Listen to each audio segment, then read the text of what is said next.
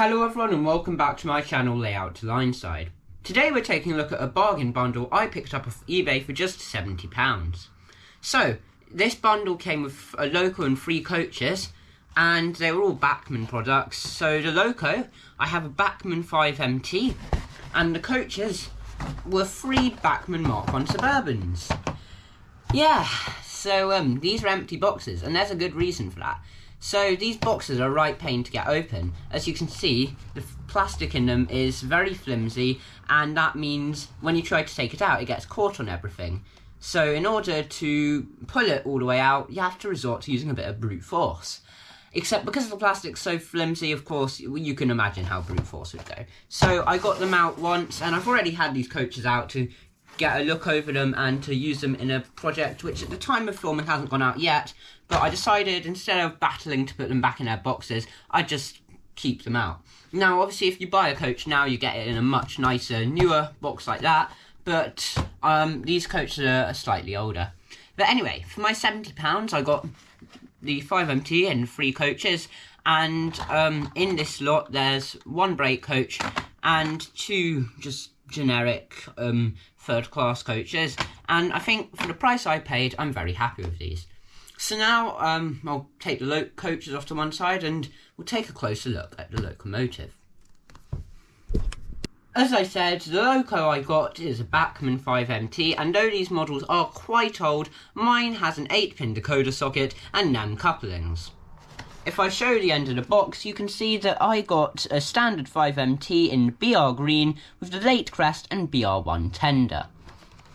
So if I open up this box, which unlike the coach boxes is relatively easy to open up, you will see that we've got all the original paperwork, including the guarantee, which obviously will be well out of date by now, but it's nice to have it anyway.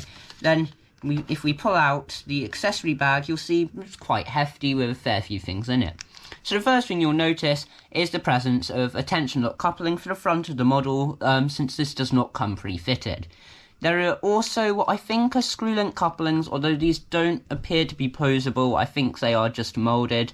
Then we also have steps and some other fine bits of pipework, which to be honest I can't really identify.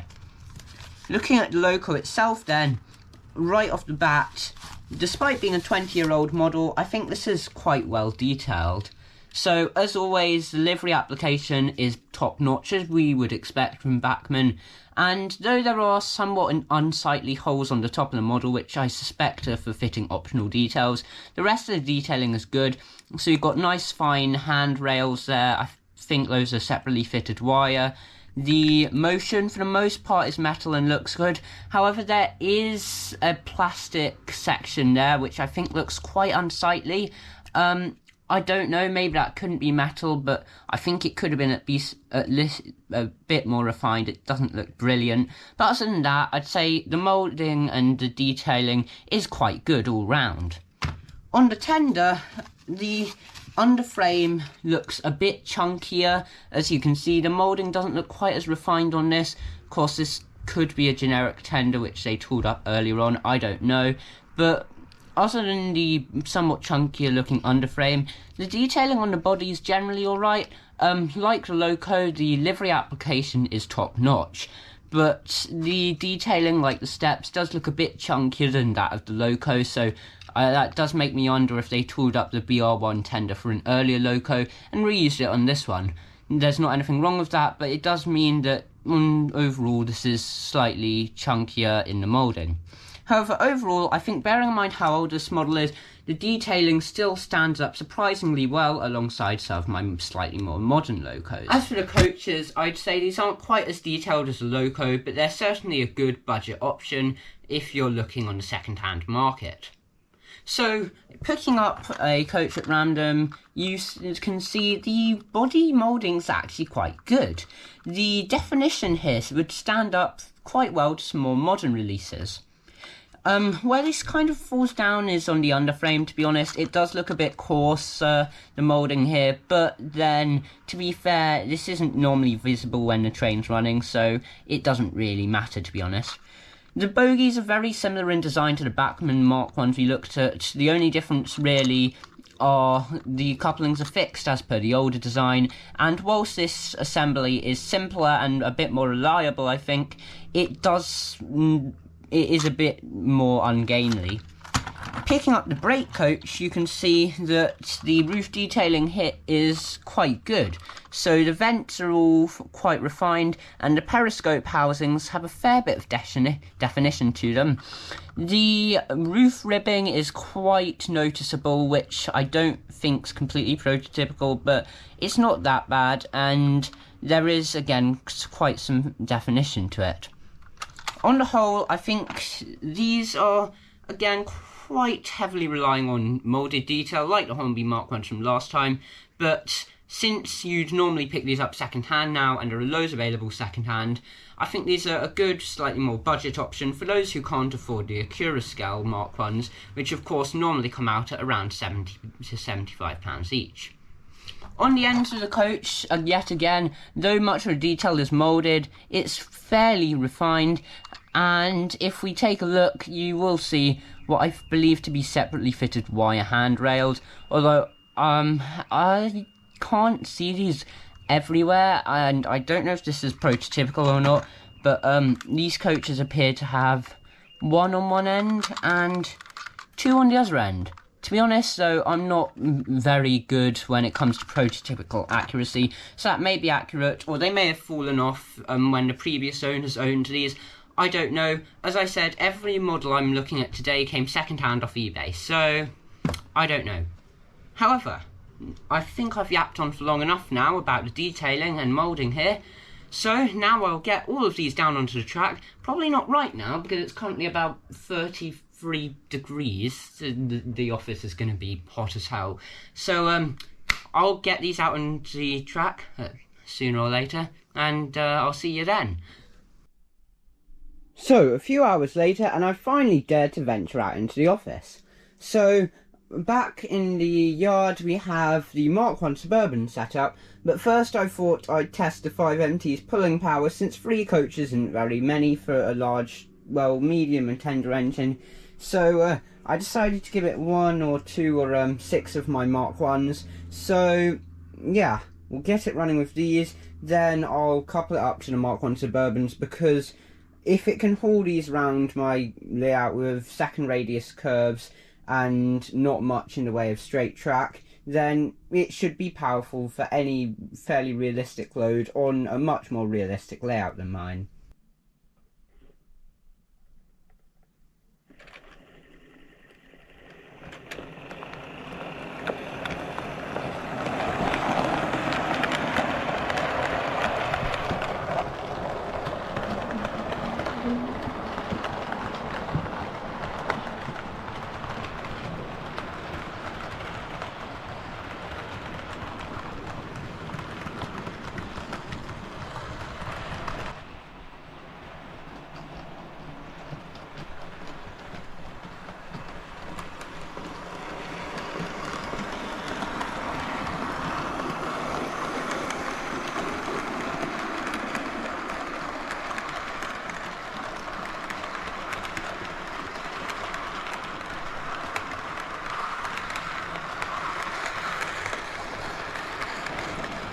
So, as you can see, it's managing 6 coaches just fine around my layout, and many of the curves you see here are second radius.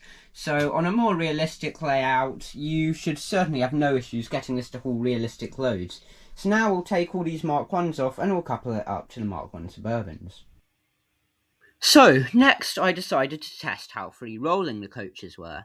So the first coach I tested was one of the all-thirds, and this rolled very freely all the way down the incline, past the point at the bottom of the incline, and through the station into the tunnel. The second coach I tried was a brake coach, and this didn't make it past the bottom of the incline because I'd forgotten to switch the point, so it came flying off. However, the second time I tried, it did work, and it went even further into the tunnel. So, if you were to build up a huge rake of these, your locos should have no problem hauling them.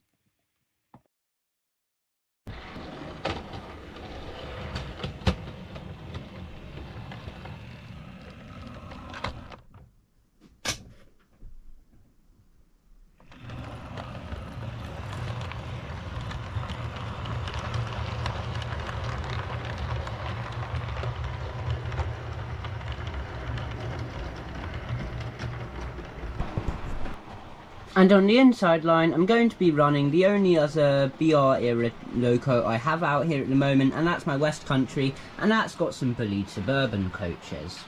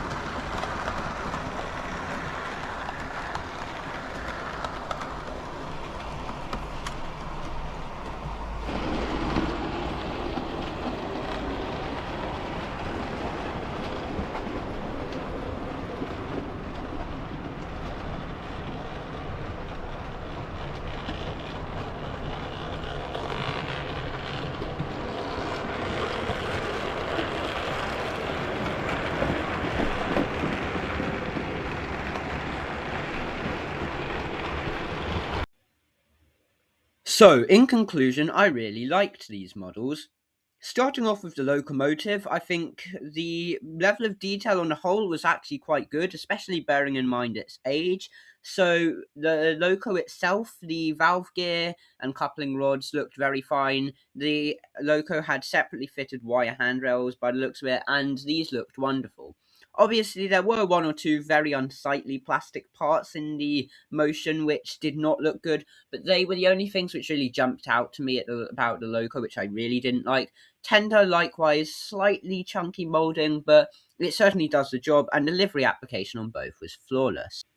The Loco also ran like a dream, so I think this really is a great model. So you can pick these up brand new still for about £160 to £170 in the lined BR Black, and whilst I think second-hand for under £100 these are worth it, I wouldn't be willing to pay £160 for the new ones, which as far as I'm aware still have the 8-pin socket and a fairly chunky tender moulding. Moving on to the coaches, Scale now do a version of these, so if you want the super high-end model, Bachmann's Mk1 Suburbans probably aren't going to be for you, but of course, even brand new Bachmann's can be a third the price of Scales, and as a budget option, they run brilliantly, they're really free-rolling, and objectively, there's nothing wrong with them. Obviously, the moulding isn't going to be up to the same standards as Scales, it's not going to have the same definition or detail, but as a budget coach, it's still a perfectly viable option. So, that will be the end of this review video. I hope you all liked that. If you did, why not like the video and subscribe if you want to see more reviews like this. I will also be visiting more heritage railways in the coming few weeks. I know I haven't posted much heritage railway content recently, so subscribe if you want to see that as well. But for now, thank you for watching, and I'll see you in the next video.